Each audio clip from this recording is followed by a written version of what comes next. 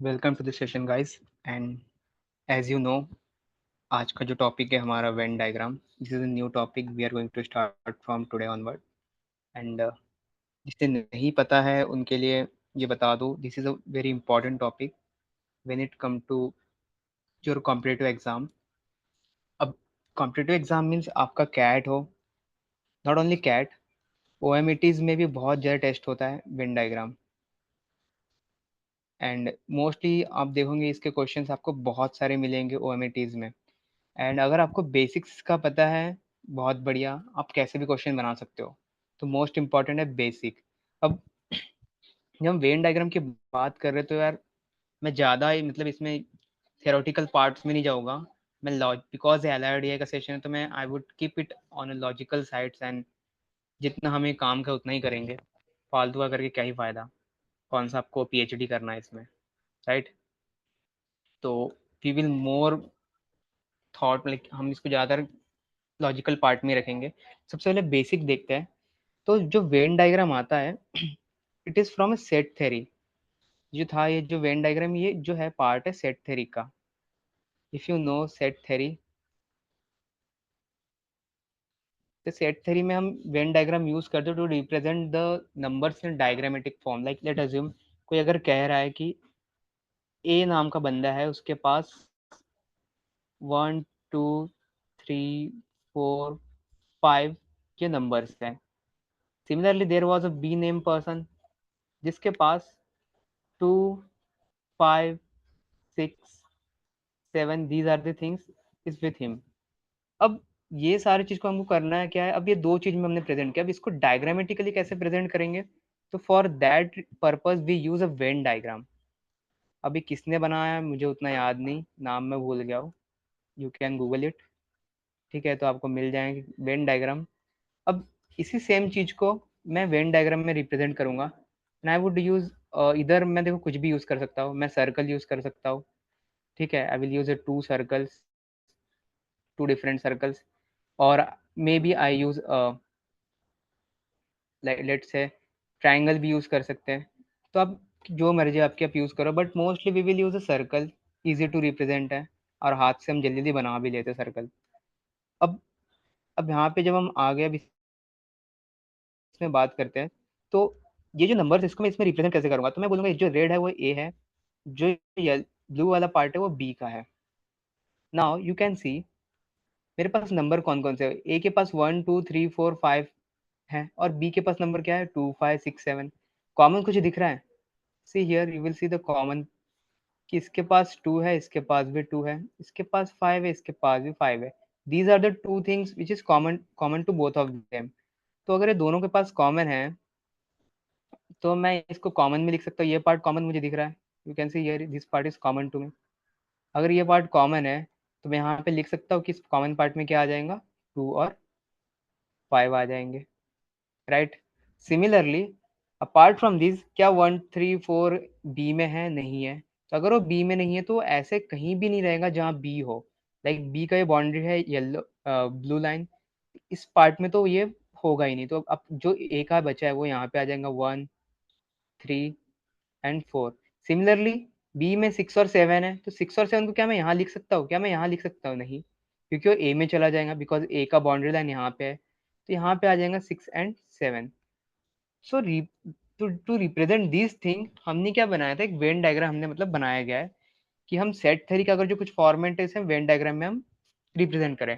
Also अब जो चीज कॉमन होता है ना उसे हम क्या कहते हैं, इंटरसेक्शन कहते हैं। ठीक है, लाइक ये जो पार्ट है, let me change the pen colour. ये जो पार्ट है इसे हम क्या कहते हैं, इसे हम कहते हैं इंटरसेक्शन। ये बहुत ज्यादा बेसिक है बट टू बी ऑनेस्ट बहुत काम का है अगर ये चीज आपको पता है। यार इंटरसेक्शन की स्पेलिंग क्या है? सॉरी गाइस मैं भूल गया क्या है स्पेलिंग, यही है I think. I am very poor in English. Okay, तो ये इस पार्ट को कहते हैं इंटरसेक्शन। एंड अगर आपको किसी ने पूछ लिया अब इसको रिप्रेजेंट कैसे करते हैं, अगर हमको इस इंटरसेक्शन पार्ट पे, यहाँ पे तो आप समझ गए, बट यहाँ पे कैसे रिप्रेजेंट करेंगे? यू कैन सी इस तरह से लिखा रहेगा, आपको क्वेश्चंस मिलते होंगे अगर कॉन्ट में भी अगर देखो, A intersection B, what it mean? A intersection B बोल रहा है मतलब कि जो ए में भी हो जो बी में भी हो। तो ए में भी क्या है, 2 है, बी में भी 2 है, सिमिलरली ए में 5 है, बी में भी 5 है, तो यहाँ पे हम क्या लिखेंगे 2,5। This is the intersection part. Similarly एक होता है यूनियन, ये क्या है, ये इंटरसेक्शन है, मैं इंटर लिख दे रहा हूँ, समझ जाना। सिमिलरली एक होता है यूनियन।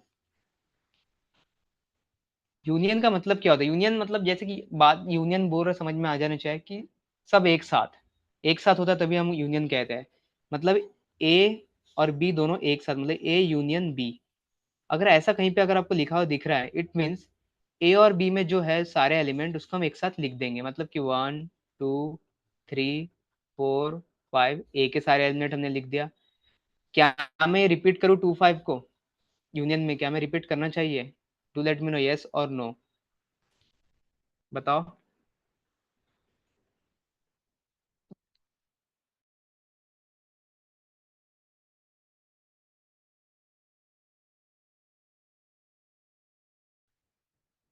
नहीं, ओके। वो चीज क्या है वहां पे मेंशन, ये ए कंपनी है, ये बी कंपनी है, या फिर सोचो ये ए ग्रुप है, ये बी ग्रुप है। ए ग्रुप में 1 2 3 4 5 6 लोग हैं, ये सारे नाम के मेंबर है। बी में 2 5 इसमें भी है, जो कि ए में तो इसमें भी है। तो अगर मैं इनको यूनियन बनाऊंगा, सबको एक साथ बुलाऊंगा, क्या ये डबल आ जाएंगे? नहीं, पॉसिबल ही नहीं है। जो बंदा यहाँ पे है वही बंदा तो यहाँ भी है, तो दोनों दो अलग अलग कैसे बन जाएंगे? जुड़वा तो नहीं है ये, ठीक है। तो जो वैल्यू रहेंगी यहाँ पे हम एक ही बार काउंट करते हैं, तो 5 के बाद जो आएगा वो आएगा 6 और 7, जो कि इसमें नहीं आए। तो this is the union. Similarly there are questions, ऐसे आपने लिखा हुआ देखा होगा, लाइक चलो इसे थोड़ा इरेज कर देते हैं। यहाँ तक किसी को कुछ डाउट है? Do let me know. ये समझा? वेन डायग्राम किससे बोलते हैं हम पढ़ेंगे, बट थोड़ा बेसिक पार्ट इंपॉर्टेंट है, इसलिए आज मैं चाहता हूँ कि हम मोस्टली बेसिक पार्ट कवर कर ले, सो दैट अगर आपको इजी सा इजी क्वेश्चन भी आ जाए। एंड टू बी ऑनेस्ट, ये जो क्वेश्चन है ये कैट के कॉन्ट में भी आते हैं, तो कॉन्ट का पार्ट भी आपका थोड़ा बहुत क्लियर रहे, and it will be helpful to you in max mean also. बहुत बड़ा टॉपिक है ये, वेन डायग्राम छोटा नहीं है, इसमें मैक्स मीन भी हमें पढ़ना है, बहुत चीज़ पढ़ना है। तो स्टार्टिंग विथ दिस पार्ट, तो डाउट नहीं तो आगे बढ़ते हैं। ओके, खुल गया भाई। तो let me erase this part first.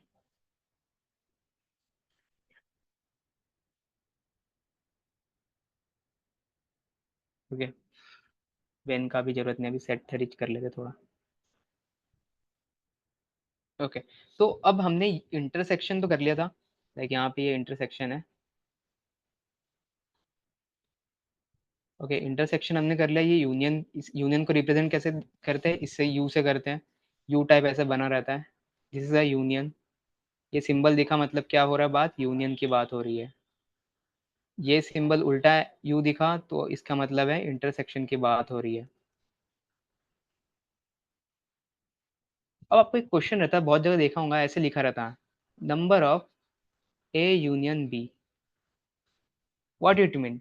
इसका मतलब ये है कि ए यूनियन बी में कितने एलिमेंट्स हैं। एलिमेंट्स किसे कहते हैं? ये जो इसके अंदर दिख रहे हैं ना, ये सारे वैल्यूज 1 2 3 4, दीज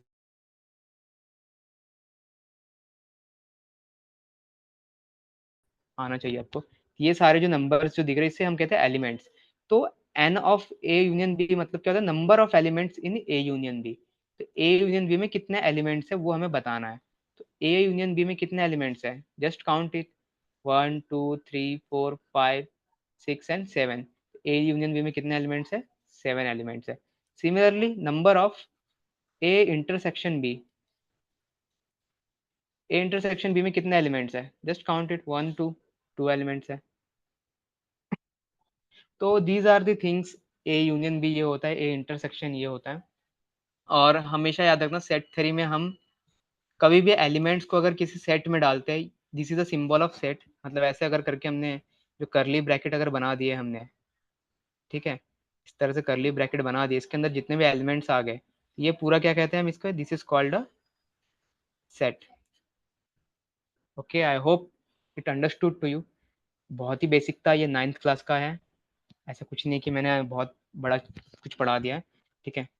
बट यह बहुत इंपॉर्टेंट है, 9th क्लास की चीज़ है, बट टू बी ऑनेस्ट मेरे फ्रेंड्स को भी नहीं आती जो ग्रेजुएशन में है। लाइक बहुत से लोग को नहीं आता है, इसलिए डायरेक्टली बता दिया। These are the things you have.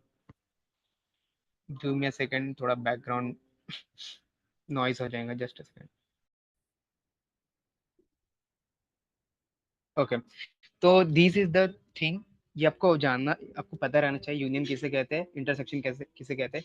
क्योंकि कभी कभी सेट्स ऐसे आते हैं आपको कि आपको जो वैल्यूज है ना वो रिटर्न में नहीं गिवन रहेंगे, वो आपको इस तरह से नंबर्स में ऐसे कुछ दे देंगे और आपको समझना पड़ेगा। बहुत से लोग कंफ्यूज हो जाते देख के कि यार ये क्या आ गया नया। वो सोचते उस टाइम कि यार ये तो मैंने कभी पढ़ा ही नहीं, ये कभी मैंने देखा ही नहीं, ये देखा बट मेरे को कॉम्प्लिकेटेड लगता है, समझ में नहीं आता मुझे। तो ये सीन है। अब सिमिलरली अभी तक तो हमने दो के लिए किया था। व्हाट इफ यहाँ पे तीसरा बंदा भी आ जाए, सी। सी भी आ गया, सी ग्रुप आ गया जिसके पास नंबर है 3, 4, 5, 8, 10। अगर ये भी आ गया, अब क्या करोगे? Now what? अब मुझे, अगर मैंने पूछ लिया, लेट्स से अब मैंने एक क्वेश्चन कर रहा हूँ, चलो देखता हूँ कितने लोग आप बता सकते हो। बताओ मुझे number of A union B union C. चलो बताओ।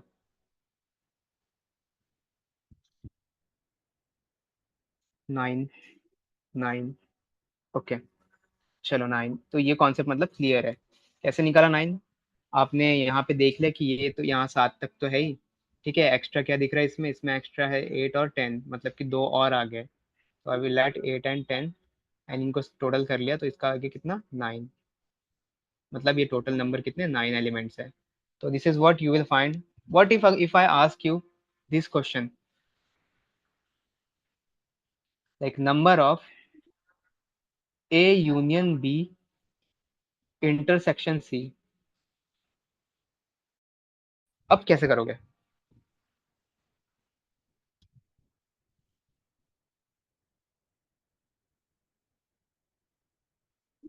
बताओ इसका आंसर क्या हो सकता है? This is the question. A union B intersection C.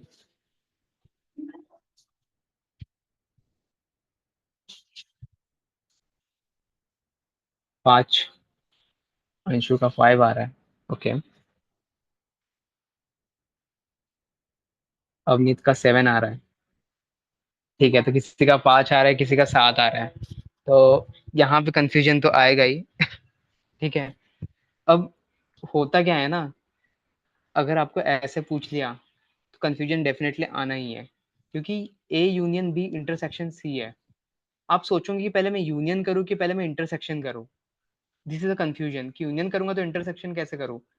तो इसको देखो रिजॉल्व करते हैं। चलो दोनों तरीके से देखते हैं। नेक्स्ट पेज ले लेते हैं। ओके, नेक्स्ट पेज नहीं, उसे इरेज कर लेते हैं, क्योंकि डेटा ऊपर है। आपको अगर स्क्रीनशॉट लेना हो तो ये ले सकते हो। बाकी I don't think so screenshot की जरूरत भी है। You can watch recording if you want. ठीक है, तो let me erase this part.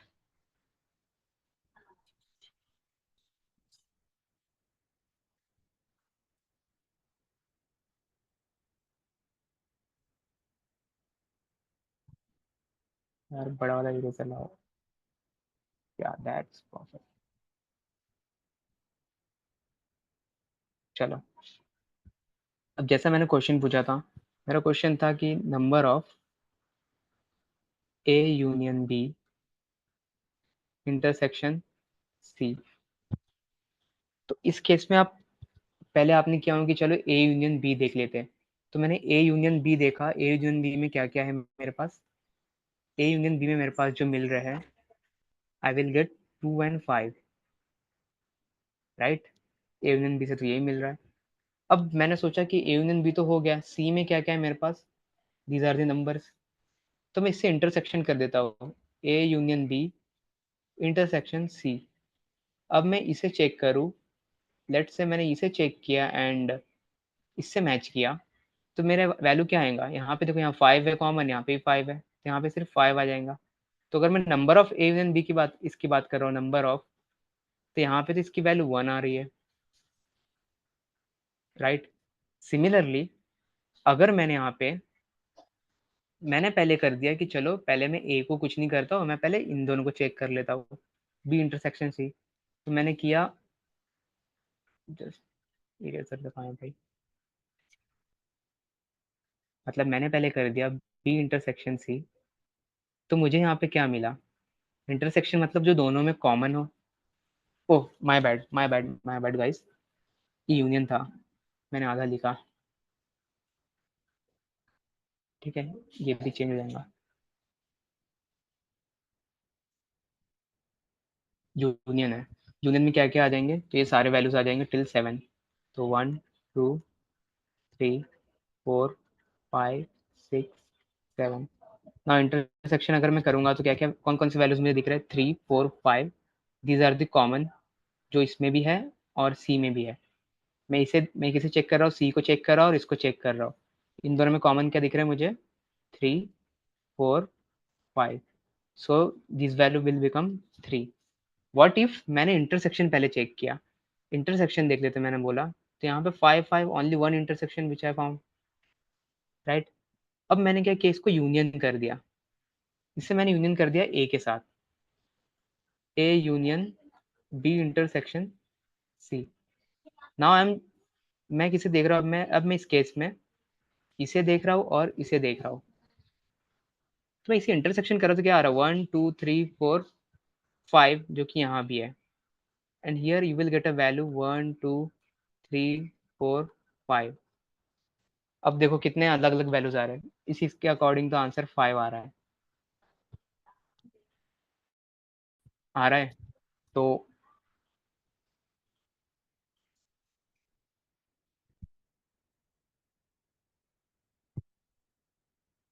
क्या, हाँ वो मैंने गलती कर दी थी अमित, वो मैं भूल गया था, यूनियन में वो गलती हो गई। तो दो वैल्यूज आ रहे हैं, तो हमेशा याद रखना, कभी भी आपको अगर सेट मिलता है ना, तो आपको ऐसा कोई भी वैल्यूज नहीं मिलेगा जो कॉन्ट्रडिक्ट करे।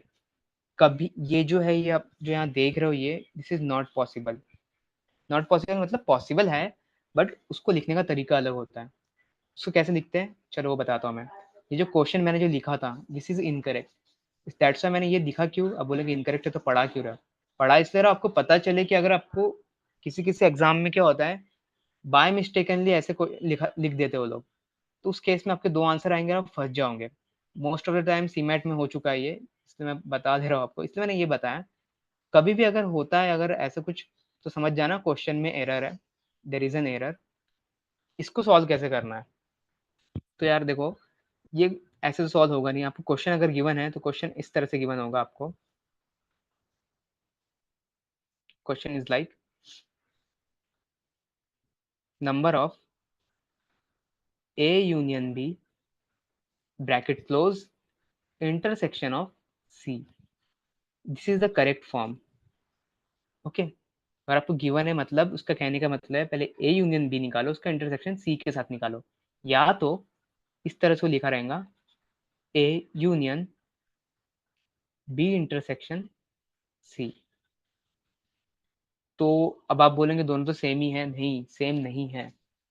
सेम है क्या ये दोनों, नहीं, आपने अभी मैंने सॉल्व करके दिखाया, तो दोनों सेम आ रहे थे नहीं, किसी में 3 एलिमेंट्स आ रहे थे, किसी में 5 आ रहे थे। तो this is the thing will get. तो अगर कभी आपको चेक करना है कि क्वेश्चन गलत है या फिर आप टाइम वेस्ट कर रहे हो, बिकॉज होता क्या है, आप इसमें फंस जाओगे और आपका टाइम वेस्ट हो जाएगा, तो वो नहीं करना है। दैट्स व्हाई मैंने एक एग्जांपल देके समझा दिया कि ये भी होता है गाइस, तो बी अवेयर अबाउट दिस। अगर ऐसा कुछ है तो मतलब समझ जाना पेपर में यार गलती है, मिस्टेक है थोड़ा बहुत, तो उसे छोड़ के आगे बढ़ जाना, रुकना नहीं। तो this is what the set theory. अब हाँ, अब जब हम सेट थ्योरी पढ़ रहे हैं, what is the important thing we should know, not set theory, we are going to, set theory नहीं पढ़ रहे, हम वेन डायग्राम पढ़ रहे हैं, जो कि एक पार्ट है सेट थ्योरी का।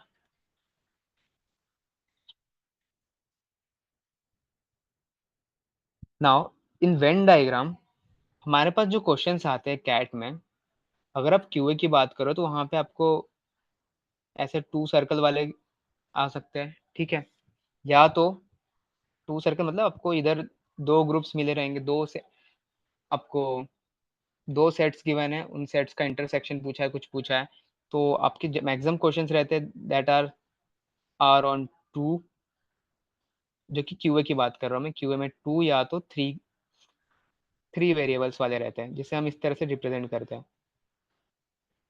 ठीक है, अगर हमारे वेरिएबल्स जो भी है, I am saying variable to the set, जो सेट है उसको मैं वेरिएबल बोल रहा था, तो ये 3 सेट हो गया, 2 सेट हो गया। सिमिलरली इधर you will get a 4 set. तो 4 सेट को रिप्रेजेंट करने का एक तरीका है, जो कि कुछ इस तरह से है। वाह कितना गंदा है ड्राइंग है। अच्छा है मैं ड्राइंग नहीं बनाता हूँ कभी। So this is the something you will gate, आपने बहुत बार देखा भी होगा, तो इससे डरना नहीं है। सबसे इजी यही रहता है बाय द वे, दिखने में गंदा सा है, but this is really very easy 4 set वाला, एज कम्पेयर टू 2 वाले से तो इजी है। नॉट 2 वाला, 3 वाले से इजी है, क्योंकि 3 वाला कभी कभी टफ हो जाता है। ये सर, इरेज, या डन। सो सीधा 4 सेट वेन डायग्राम, लेट से यहाँ पे ए और बी होंगे, तो हम यूज़ करेंगे 2 सेट। अगर मेरे पास ए है, बी भी है और सी भी है, देन आई विल यूज़ 3 वाला सेट। अगर मेरे पास 4 है, ए भी है, बी भी है, सी भी है, डी भी है, तो मैं 4 वाला सेट यूज़ करूँगा। Okay, this is the representation of the set. This is 2 into 2, this is 3 and this is the 4। तो this is how you should represent. And इसे ये सब मैं इसलिए बता दे रहा हूँ पहले ही, कि आपको बाद में डाउट ना हो, बाद में हम सिर्फ क्वेश्चंस प्रैक्टिस करेंगे। तो this is the thing is, तो यहाँ तक किसी को डाउट है 4 वाला कैसे बनाना है? मतलब करेंगे, सेट करेंगे तो बताऊंगा ही मैं, वैसे तो ऑब्वियस सी बात है। सो कुछ ऐसा नहीं है, एल आर डी है, कॉन्ट आप पढ़ोगे, कॉन्ट में ये चीज़ आपको ऑलरेडी कॉन्ट की मेंटर पढ़ाएंगे ही, सेट थ्योरी और डिटेल में, and they that are mostly focused on a quant part. But आप एल आर डी यहाँ पे पढ़ लिए तो उतना काफ़ी है, कॉन्ट के क्वेश्चन भी बना ही लोगे। अब इसमें क्या होता है ना the question type, how what kind of question you will expect in your examination. तो either you will expect a direct question,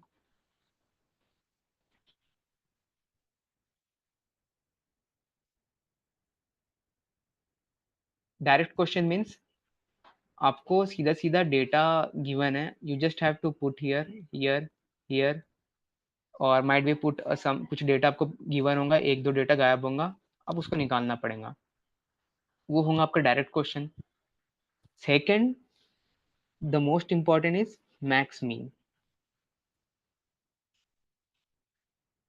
मतलब आपको डेटा तो प्रोवाइड किया रहेगा, लेकिन उसमें पूछा रहेगा आपको मैक्सिमम वैल्यू मिनिमम वैल्यू क्या है। एंड दिस इज समथिंग आपने बहुत जगह सुना होगा कि कोई बहुत सारे अलग अलग नाम से इसे बुलाया जाता है मैक्समिन को, कोई चॉकलेट डिस्ट्रीब्यूशन बोलेगा, कोई कुछ बोलेगा, कोई मंकी चॉकलेट, कुछ भी, मतलब बहुत सारे नाम है। ठीक है, ये होता है maxmin. And this is a concept, maxmin जो है हम कल करेंगे, आज हमको सिर्फ ओवरव्यू लेना था, एंड वेन डायग्राम का मतलब बेसिक जो है कुछ क्वेश्चंस वो हम करेंगे भी ट्राई। बट जो मैक्समिन है उस पर हम कल डीप डाउन करेंगे, एंड वाई डीप डाइव उसमें करना है, बिकॉज वो बहुत इंपॉर्टेंट है। And to be honest, trust में, अगर आपको समझ जाओगे तो आपको बहुत ईजी लगेगा मैक्समिन। कुछ नहीं है, बाकी लोग कहते हैं बहुत डिफिकल्ट है एंड ऑल, कुछ नहीं है, बहुत ईजी है। तो चॉकलेट डिस्ट्रीब्यूशन भी लोग कहते हैं इसे, कुछ लोग इसे चॉकलेट डिस्ट्रीब्यूशन कहते हैं, बट मैं तो मैक्समिन ही अच्छा लगता है मुझे बोलना, सिंपल सा नाम है मैक्समिन। कुछ लोग मंकी चॉकलेट, बहुत सारे नाम है, मेरे सर एक थे उनका नाम वो कुछ मंकी मंकी बोलते थे, याद नहीं आ रहा मुझे। तो this is what Venn diagram is all about, इससे ज़्यादा कुछ नहीं है, इससे ज़्यादा सिर्फ सॉल्व करना आपको आना चाहिए। तो हम सारे सेट सॉल्व करेंगे, अब बाकी तो आप सीख जाओगे फिर समय के साथ।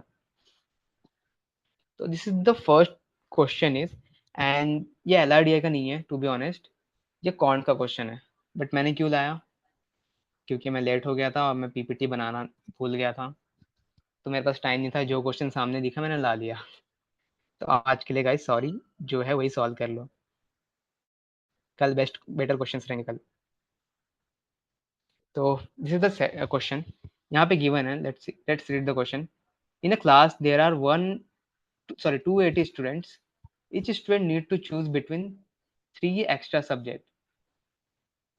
ओके, तो 3 extra subject बोल दिया उन्होंने, IT, Hindi, Sanskrit.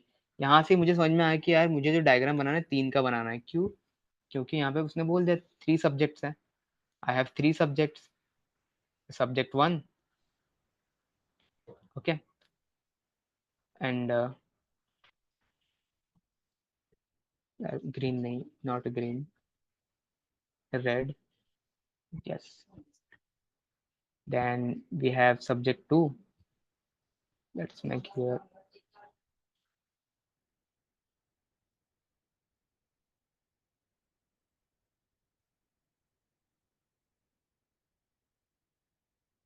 subject 2, and then we have subject 3.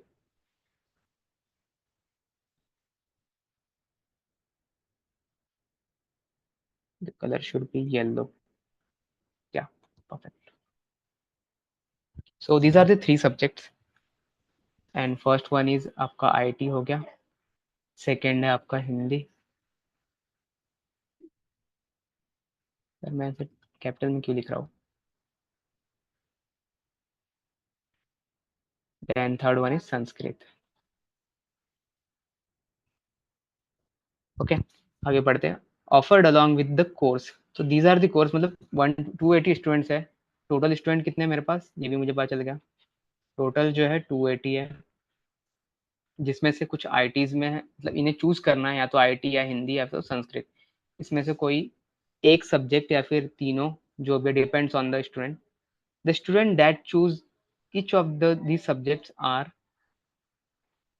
160, 130, 110. Okay, I think here something is missing, यहाँ रिस्पेक्टिवली रहना था. ठीक है, यहाँ रिस्पेक्टिवली लगाना भूल गए, तो मैं लगा देता हूँ. रिस्पेक्टिवली मीन्स 160 आईटी में हो गए, 130 हिंदी में, 110 संस्कृत में. आई एम अज्यूमिंग, मुझे पता नहीं क्या सीन है, मैं लिख लेता हूँ फिर भी. 116 आईटी, हिंदी में 130, एंड संस्कृत में 110. The number of student who choose more than one of the 3 subject, जो स्टूडेंट एक से ज़्यादा चूज कर रहे हैं, is 40% more than the number of students who choose all 3 subjects if there are no students who choose more none of the 3 subjects. Okay. So guys, before we go ahead with this, I would like to कुछ इसमें और बताना रह गया था, मैं अभी बता देता हूँ, नहीं तो फिर बाद में गलती हो जाएंगी मुझसे. लेट्स से यहाँ पे ए बच्चा है, यहाँ पे बी है, यहाँ सी है, यहाँ डी है, यहाँ ई है, यहाँ एफ है, यहाँ पे जी है. तो ओनली वन जो होता है ना, ओनली वन, ठीक है, ओनली वन जो होते हैं वो कौन कौन हो जाएंगे यहाँ पे, ए, बी और E. These are the only one में आ जाएंगे. ठीक है, ये सारे जो है ओनली वन में आ जाएंगे. अगर आपको किसी ने बोला only one, it means they are asking for A B E, इनका सम. और स्पेसिफिक कर लो, चलो. ओनली वन जैसे ही पूछा है, it means they are asking for A plus C plus E, only one. आप देख सकते हो, ये ई जो है सिर्फ संस्कृत में, सी जो है सिर्फ हिंदी में, ए जो है सिर्फ आईटी में. बट अगर पूछा किसी ने ओनली टू, ओनली टू अगर किसी ने पूछा है, इसका मतलब क्या बोल रहा है, ओनली टू मतलब जो सिर्फ जिसके दो दो हो. लाइक बी देख सकते हो, ओनली टू में हिंदी में भी है, संस्कृत में है.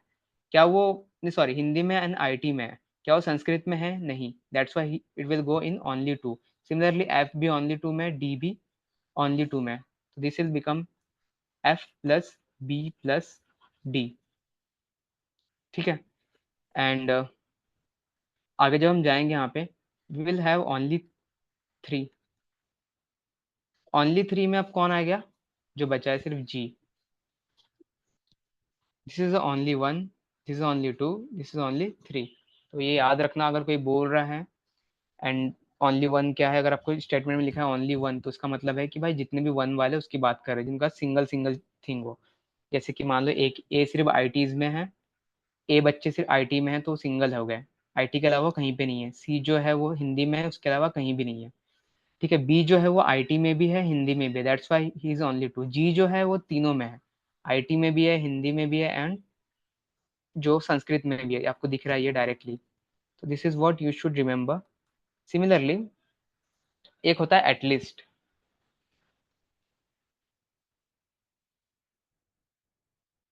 At least one. एटलीस्ट वन का मतलब होता है जो कि कम से कम एक में तो है ही। अगर अगर मैं यहाँ पूछूं एटलीस्ट वन क्या है, तो आपको बताना है एटलीस्ट वन कहाँ है। मतलब ए भी कम से कम एक तो ए के पास है ही ना, ए के पास एटलीस्ट आईटी तो है ही, सिमिलर सी के पास भी एटलीस्ट आईटी तो है ही, ई के पास भी एटलीस्ट आईटी है ही। मतलब एटलीस्ट वन में ए ई सी तो आएंगे ही आएंगे। सिमिलरली एफ भी देखो, इसके पास तो दो दो है, एक से ज्यादा ही है, कम से कम मुझे एक चाहिए था, इसके पास तो एक से ज्यादा है। तो क्या मैं इसे काउंट करूँ या नहीं करूँ एटलीस्ट वन में? Definitely I will count him. B को भी मैं काउंट करूंगा, डी को भी करूंगा, जी को भी। तो एटलीस्ट वन में कौन कौन से आ जाएंगे? सारे नंबर आ जाएंगे, A plus B plus C plus D plus E plus F plus G. Why at least one में सारे आ रहे हैं, ये सारे क्यों आ रहे हैं? कम से कम एक चाहिए। तो कम से कम एक तो भाई सबके ही पास है, ज्यादा से ज्यादा कितना भी हो सकता है। तो these are in at least one. At least two अगर कहा मैंने, if I say at least two, at least two, कम से कम दो चाहिए, ज्यादा से ज्यादा कितना भी हो सकता है। कम से कम दो में कौन कौन आ सकते हैं? यू कैन सी हियर, कम से कम दो में क्या दिख रहा है? बी दिख रहा है, एफ दिख रहा है, इनके पास दो दो तो है ही, जी के पास तीन है, तो ये सारे यहाँ पे आ जाएंगे, B plus D plus F plus G. Hope it is clear to all of you. Same at least three, at least three में कौन आएगा? सिर्फ जी आएगा। तो दिस इज समथिंग। मैं डिस्कनेक्ट हो गया था, आप डिस्कनेक्ट होते हैं अंशु? कहाँ पे, कौन सा पोर्शन बताओ?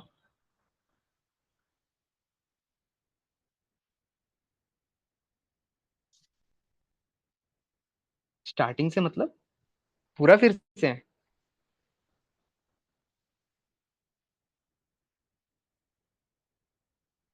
ओके, आप हो गए थे।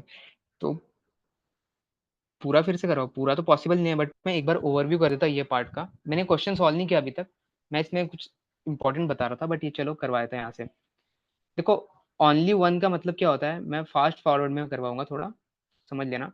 ओनली वन मतलब एक बार, मतलब सिर्फ एक जिसके पास हो। तो सिर्फ एक कहाँ पे दिख रहा है? ए सिर्फ एक में, सिर्फ आईटी में, आईटी के अलावा वो कहीं भी नहीं है। ठीक है। सी भी देखो आईटी के अलावा कहीं भी नहीं है, ई भी आईटी के अलावा कहीं भी नहीं है, तो वो सब कहाँ पे जाएंगे? ओनली वन में। तो A plus C plus E, these are form, they form only one. Okay, hope यहाँ तक क्लियर है। सिमिलरली ओनली टू की अगर मैं बात कर रहा हूँ, तो जिसके पास दो है वो सारे कहाँ पे जाएंगे? ओनली टू में। यू कैन सी एफ के पास टू है, एफ आईटी में भी है, एफ संस्कृत में भी है, दोनों में ही है। दिख रहा है इंटरसेक्शन संस्कृत और आईटी का? तो एफ जाएगा ओनली टू में। वैसे ही डी भी जो है ओनली टू में जाएगा, बिकॉज हिंदी और संस्कृत दोनों में है। सिमिलरली बी भी दोनों में जाएगा, बिकॉज आईटी और हिंदी दोनों है इसके पास। तो ओनली टू में कौन कौन आ जाएगा? F plus B plus D. Only three में यहाँ पे कौन बचा है? सिर्फ जी। ओनली थ्री में क्या बचा है? सिर्फ G. That's why will come to only three. At least की जब हम बात करते हैं, मैं इसको और एक बार करवाऊंगा, जब मैं फोर वाला भी एक बार समझाऊंगा मैं फोर में कैसा होता है। तो अभी के लिए समझ लो, बाकी फोर वाले में आपको समझ में आ जाएगा। एटलीस्ट वन की जब मैं बात कर रहा हूँ, तो एटलीस्ट वन मतलब कम से कम एक। एटलीस्ट का मतलब भी क्या होता है? मिनिमम टू मिनिमम वन, कम से कम एक तो होना चाहिए। तो कम से कम एक तो ए भी आईटी में ही है, कम से कम एक तो है उसका सब्जेक्ट। सी के पास भी एक सब्जेक्ट है ही, ई के पास भी एक सब्जेक्ट है, तो ए बी सी, ए सी ई तो इसमें आ ही जाएंगे एटलीस्ट वन में। कम से कम एक है, ज्यादा से ज्यादा हमने कोई कैप नहीं रखा है, तो ज्यादा से ज्यादा कितने भी हो सकते हैं। तो सारे नंबर यहाँ पे आ जाएंगे, A B C D E F G. क्यों सारे आ जाएंगे? इनके पास कम से कम एक है, इसके पास तो दो दो है, तो कम से तो ज्यादा ही है, मतलब कम तो एक ही था, मिनिमम टू वन था, मैक्सिमम तो हमने बोला ही नहीं है कैप। तो सारे यहाँ पे वैल्यूज आ जाएंगे। सिमिलर जी भी आ जाएगा। एटलीस्ट टू जब मैं बोलता हूँ ना, at least two, at least two means कम से कम दो।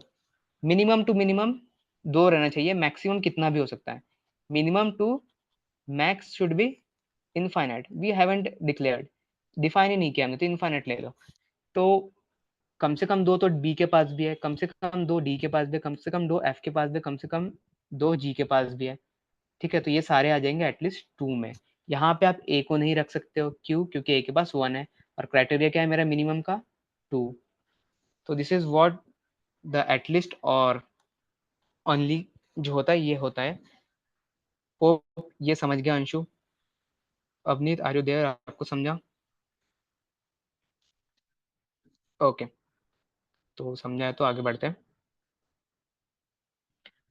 वन मोर थिंग, एटलीस्ट भी हो गया, ओनली भी हो गया, होप यहाँ तक क्लियर हो। एक होता है एटमोस्ट, वो हम बाद में करेंगे, जब मैं 4 वाला करूंगा तब मैं समझाऊंगा। Let finish this question first. अच्छा नहीं लग रहा वो क्वेश्चन को देख के, मुझे ऐसा लग रहा खत्म करना चाहिए।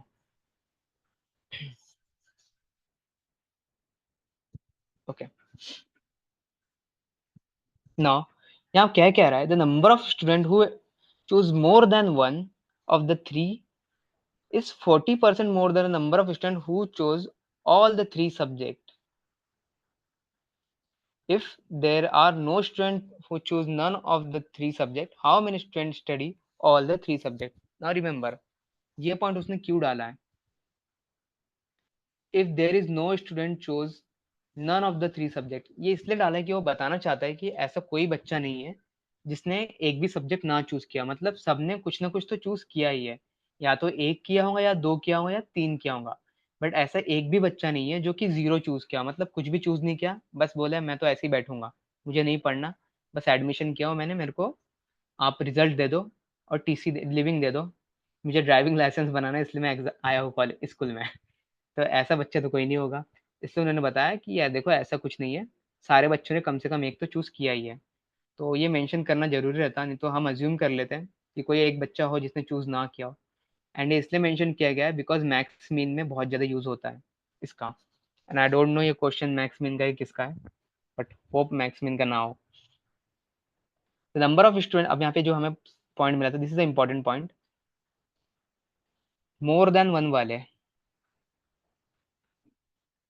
इट्स मोर देन वन को मैं ऐसे लिख देता हूँ, this should be more than one. ये जो लोग हैं, ये ये जो लोग हैं ये 40% मोर है, 40% ज्यादा है किससे? Who choose all the 3 subject, all 3 वाले। ऑल 3 बोलो या फिर ओनली 3 बोलो, बात एक ही हो रही है, ठीक है? ऑल 3 बोले ओनली 3। तो अब यहाँ पे मेरा ऑल 3 वाला कौन बंदा है? ऑल 3 वाला तो मेरा जी है। तो मैं बोल सकता हूँ 40% of G, 40% of G is equal to number of student who chose more than one of the 3 subject, जो कि एक से ज्यादा चूज किया। अब एक से ज्यादा किसने किसने चूज किया है? यू कैन सिंपली से बी ने भी मोर देन वन चूज किया है, डी ने भी मोर देन वन चूज किया है, एफ ने भी मोर देन वन चूज किया है, इवन जी ने भी मोर देन वन चूज किया है। इफ यू सी, जी ने भी एक से ज्यादा चूज किया, जी तो 3, जी के पास तो 3 है। तो this is equal to 40% of ji.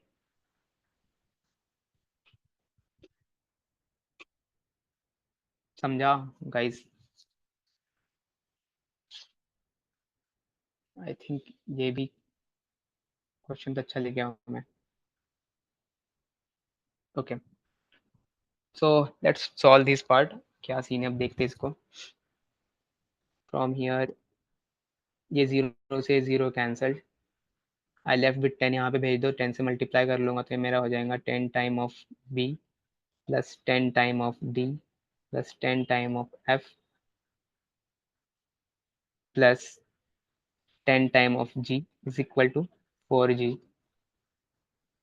and if we solve ahead, 10b plus 10d plus 10f is equal to person who choose more than one of the 3 subject is 40% more than number of students.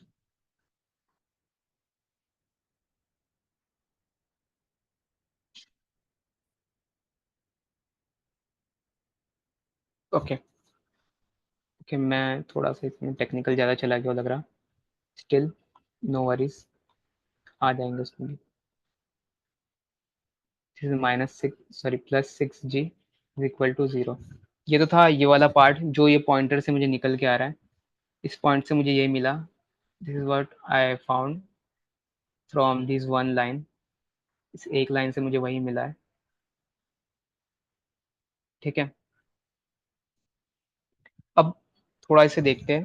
अब इसमें करना क्या है, देखो यहाँ पे क्या कहा गया है, आईटी में 160% है, हिंदी में 130 है, संस्कृत में 100 है, 110 है, बट टोटल कितने है मेरे पास, टोटल 280 है। यहाँ पे काम आता है आपके यूनियन वाला पार्ट, जो हमने अभी थोड़ी देर पहले पढ़े थे। मतलब मुझे ऐसे गिवन है, आईटी में मेरे है 160 एंड हिंदी में कुछ है मेरे 130, I hope I am correct, या और संस्कृत में जो है 110।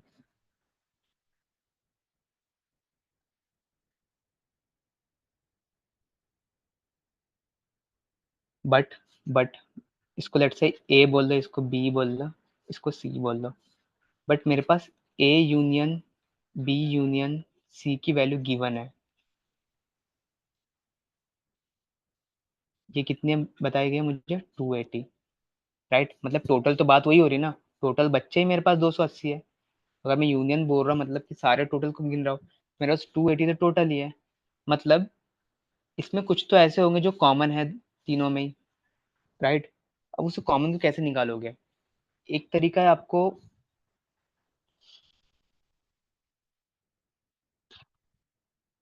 रुक जाओ यार, मैंने क्वेश्चन तो गलती में गलत नहीं पढ़ लिया।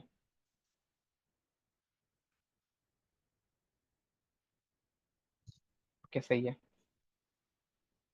आई थिंक मुझे फॉर्मूले पे जाना पड़ेगा। मैथ्स वाला क्वेश्चन था, मुझे मैंने सोचा लॉजिक से हो जाएगा, बट फॉर्मूले पे जाना ही पड़ेगा। तो इसका एक फॉर्मूला भी होता है, फॉर्मूला ये है, चलो फॉर्मूला कैसे है वो भी कर लेते हैं। चलो आज यही सब पढ़ लेते हैं यार, डीप डाउन हो जाओ।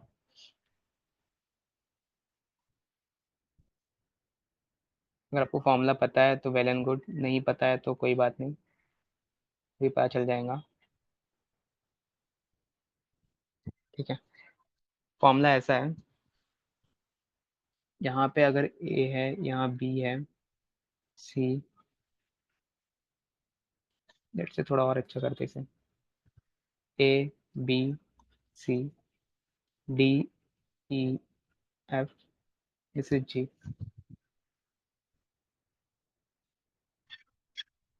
ओके, नाउ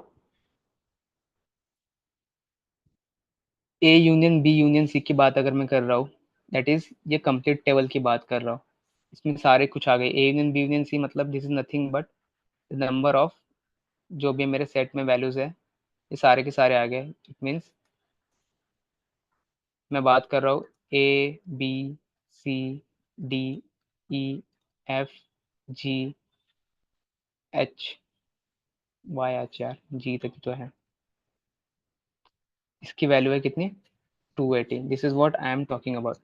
इसके बाद इसमें क्या होता है, only one only two only three अगर मैं बात कर लूँ, तो this is the part you will get only one, this is only one. Okay, ये जो है आपका ओनली वन हो गया। तो मेरा फॉर्मूला इस तरह से बन जाता है, like only one plus only two plus only three is equal to union.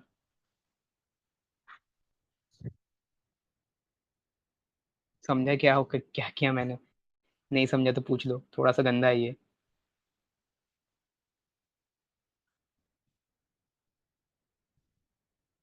समझ में आ रहा है,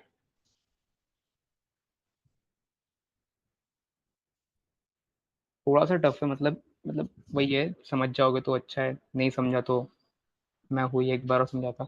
मतलब यही कह रहा हूँ, यूनियन में जो आते हैं, यूनियन में अभी मैंने बताया सारे वैल्यूज आ गए, तो सारे वैल्यूज आए मतलब कि मैंने ओनली वन को भी काउंट कर लिया है, मैंने ओनली टू को भी काउंट कर लिया है, मैंने ओनली थ्री को भी काउंट कर लिया है, तो एक फॉर्मूला तो ये बन गया।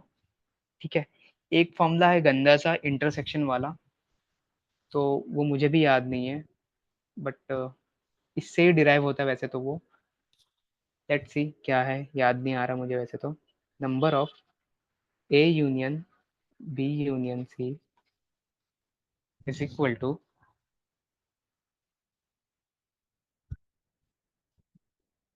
इज इक्वल टू क्या था, let me check guys, because मैं कभी इसका यूज करता नहीं हूँ, तो give me second.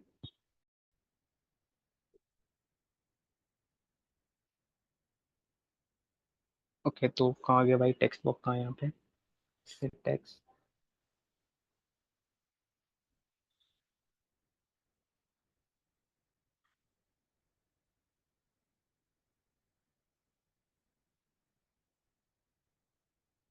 This is what your formula looks like.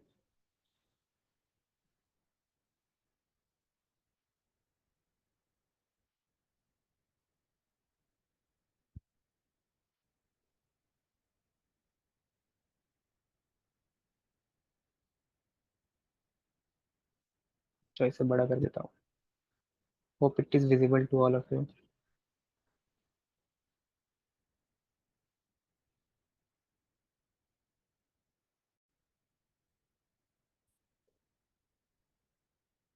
ये है फॉर्मूला जिसकी मैं बात कर रहा हूँ।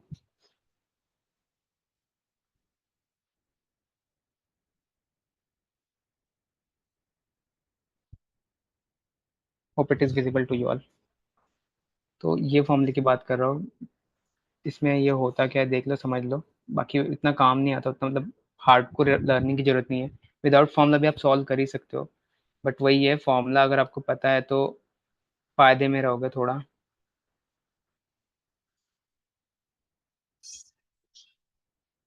This is the formula. नीचे नहीं आया क्या वो?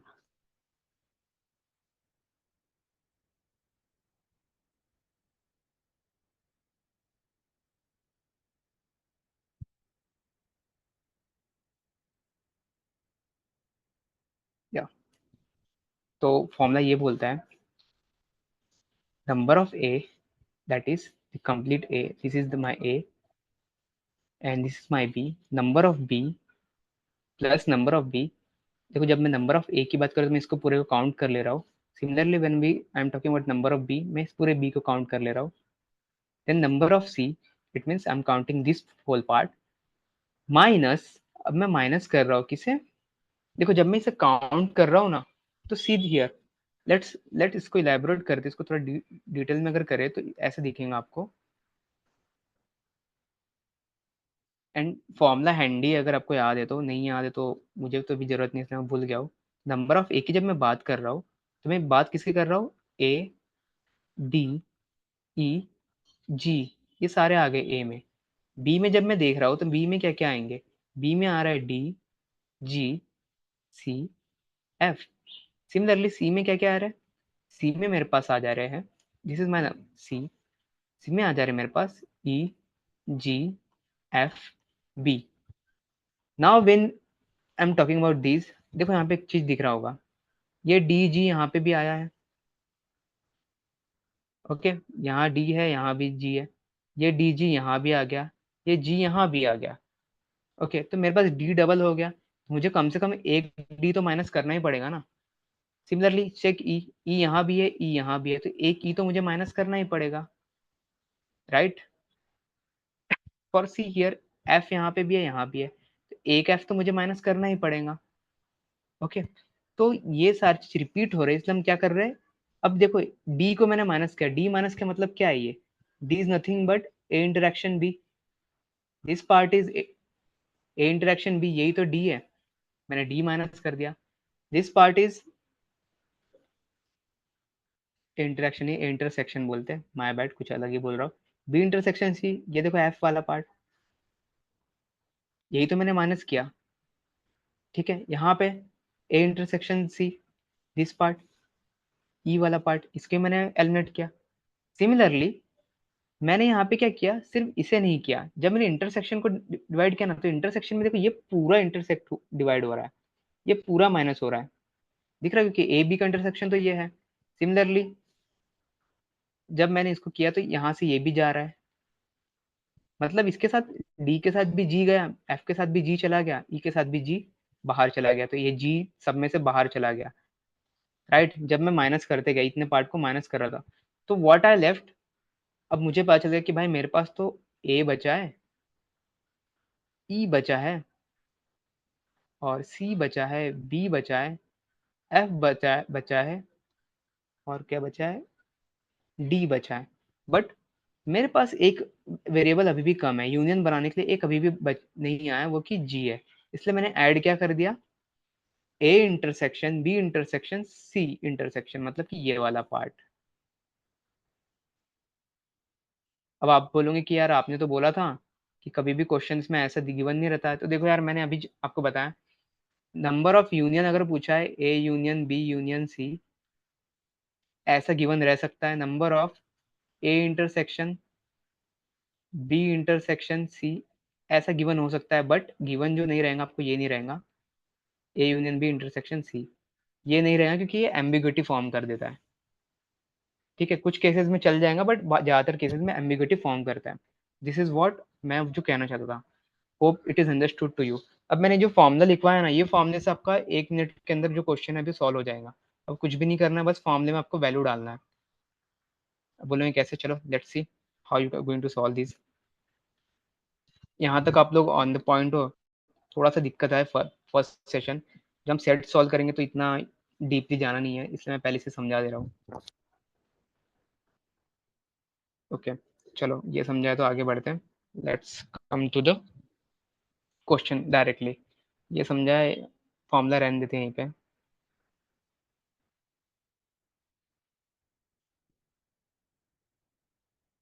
और let me solve it here, यहीं पे कर लेते सॉल्व। मुझे पूछा क्या गया है, question is asking how many students studied all the 3 subjects, कितने बच्चे ने सारे 3 सब्जेक्ट पढ़े हैं। ठीक है, तो मुझे ये देखना है, इरेजर कम हियर।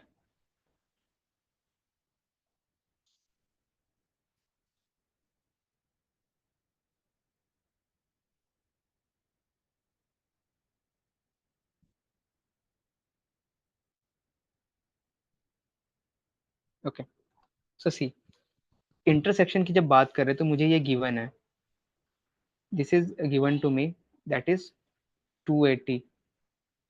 अभी मैंने थोड़ी देर पहले बताया था, like A intersection B intersection C, इसकी वैल्यू मुझे गिवन है 280।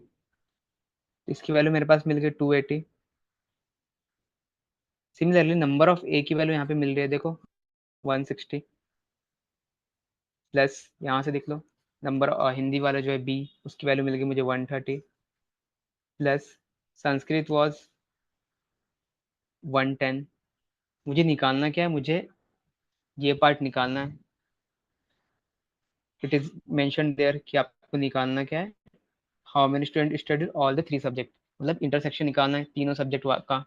ठीक है, इसे निकालने के लिए मुझे ये तीनों भी नोन चाहिए। अब ये तीनों कहाँ से मिलेगा, तो ये तीनों के लिए हमको ये पॉइंट गिवन है, at this point 10 time of A plus 10 time of D plus 10 time of F plus 6 time of G is equal to 0। This is what given to me, and to solve it,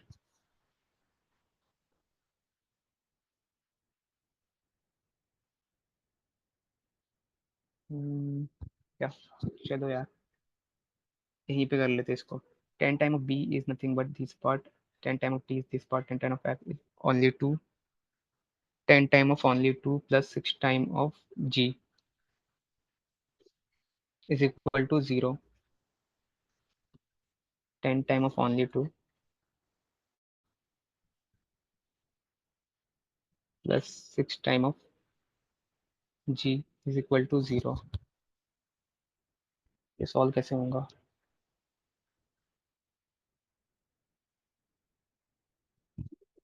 I think मैं ये L R D आई में ही better था यार, फालतू कौन के question उठा के ला गया।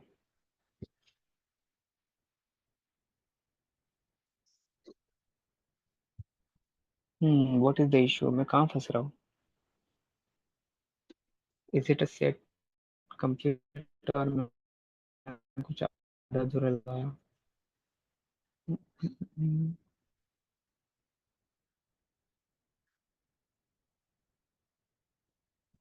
Okay, so this is clear here. ये 130 आ गया, वो 110 है।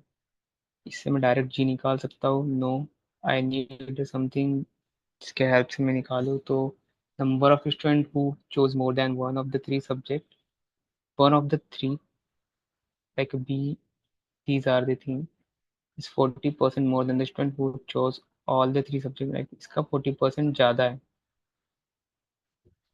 हम्म, हम्म, हम्म,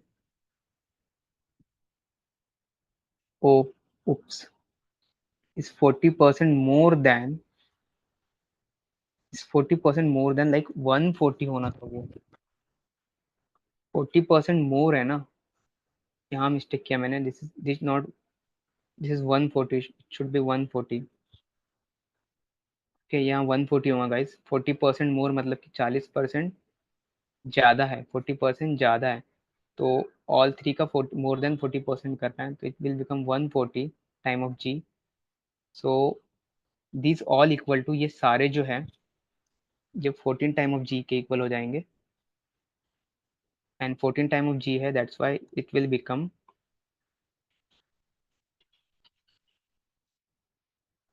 बिकम योर 4 जी। तो ये सारे की वैल्यू बन गए 4 जी के equivalent. And if we solve ahead, we will get a, let's say 5 time of this all, 5 time of b plus d plus f is equal to 2g. Okay, and if we put this value here, okay, so this is the incorrect one.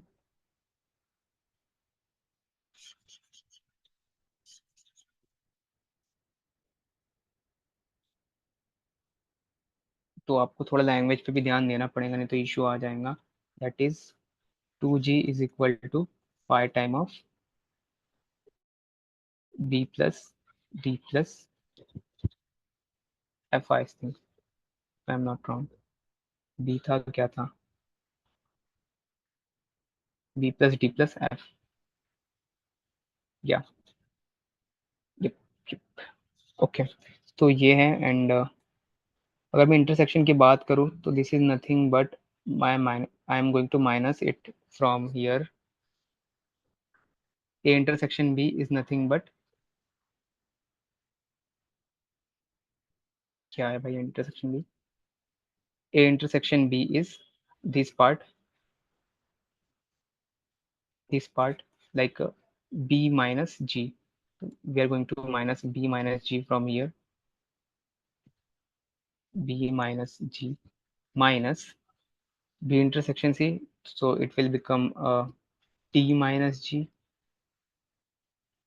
Okay, and c intersection c, it will become f minus g plus g.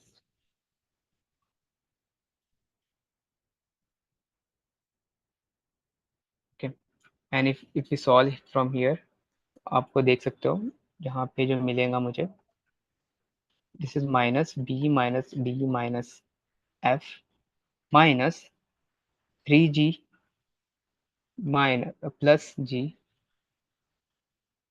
and it will be equal to 0. ओ, ओ, ओ,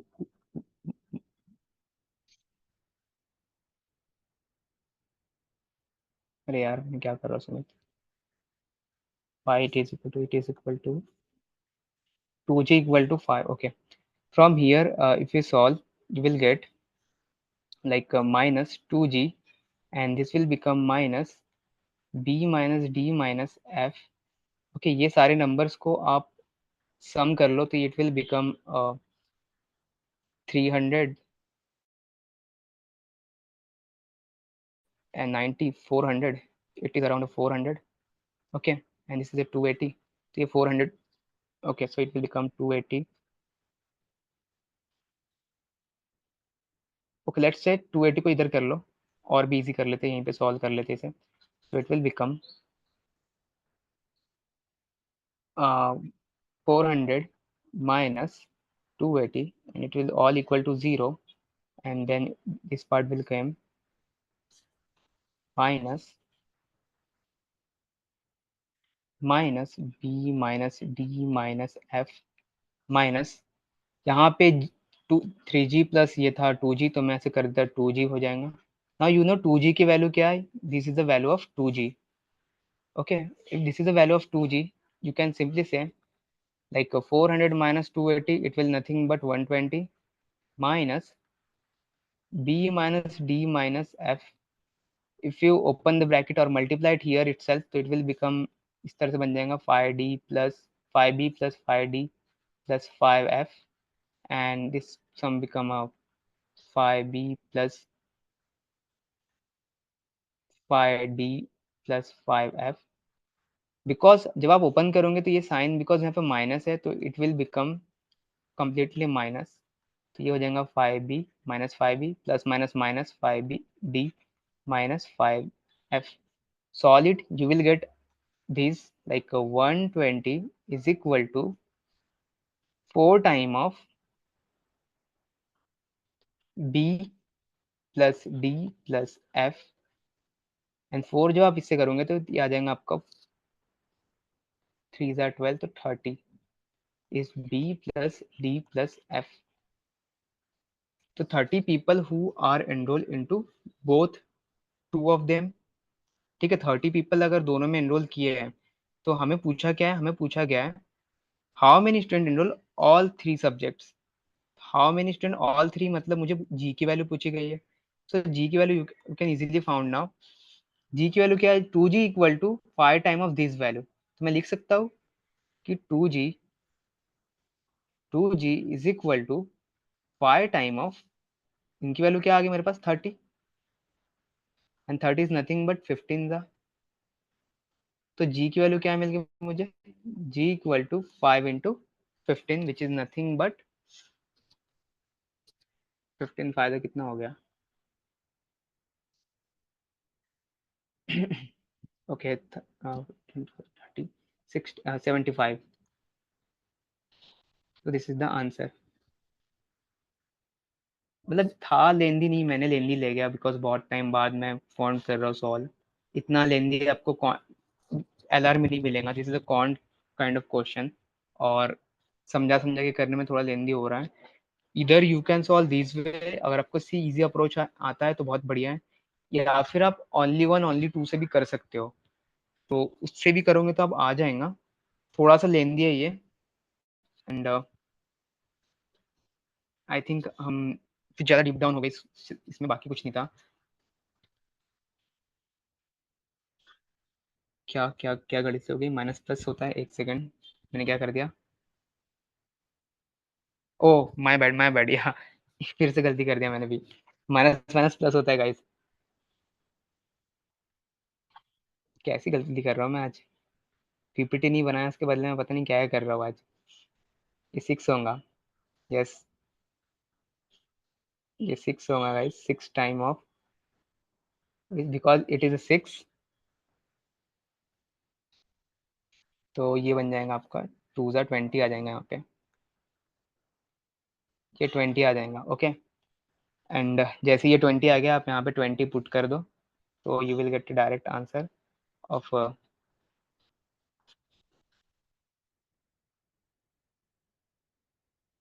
10 ज़ा, okay. तो it will become G equal to 50, this is your answer, G equal to 50। Minus minus plus होता है, और मैंने गलती कर दी, minus B minus 5b, this is the minus 6b हो जाएगा। Similarly minus D minus 5d minus 6d minus F minus 5f minus 6f, तो f, तो this is what the question is, answer is 50। तो अब मुझे लगता है आज कॉन्ट का सेशन हो गया है, गलती से मैं पढ़ाने एलआरडी आया था लेकिन कॉन्ट पढ़ा दिया। एक सेट है लेकिन बहुत लेंदी है वो, तो I wish you should try the set, अभी नहीं करना, बट मैं होमवर्क ले दे रहा हूँ because I have another session today, तो उसके लिए मुझे जाना पड़ेगा। तो फॉर नाउ हमने क्वांट वाला पार्ट कवर कर लिया है, बट उसका बेसिक जो है बहुत काम आने वाला है। This is one of the set जो मैं बताने वाला था, और maybe I am going to give you other set. आज ये मत करो, मैं भी और कुछ सेट्स में भेजता हूँ होमवर्क में, यू कैन चेक दो सेट्स एंड सॉल्व। ठीक है, ईजी रहेंगे।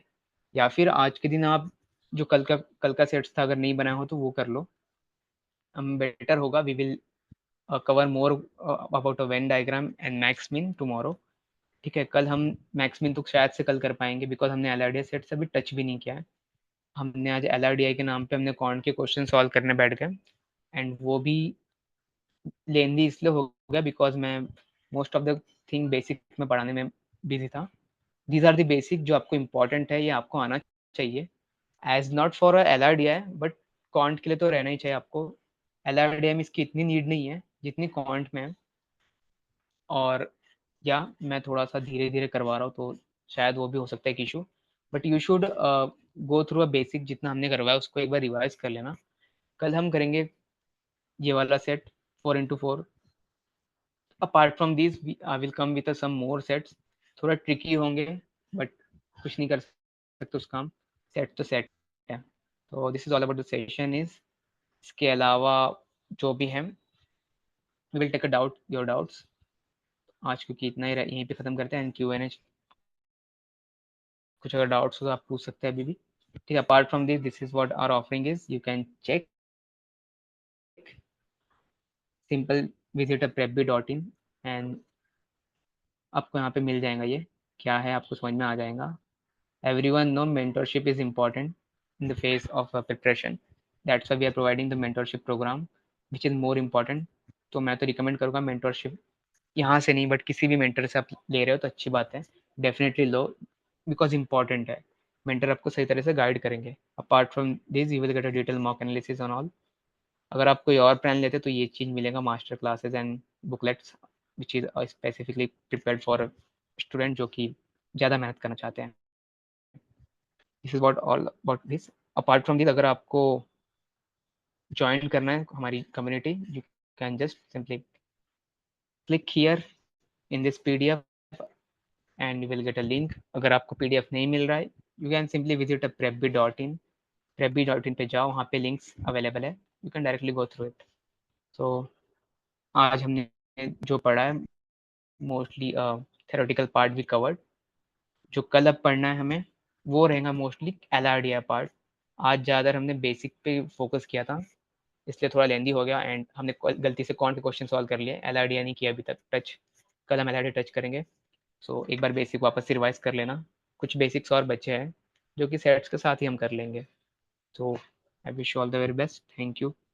जय सिया राम।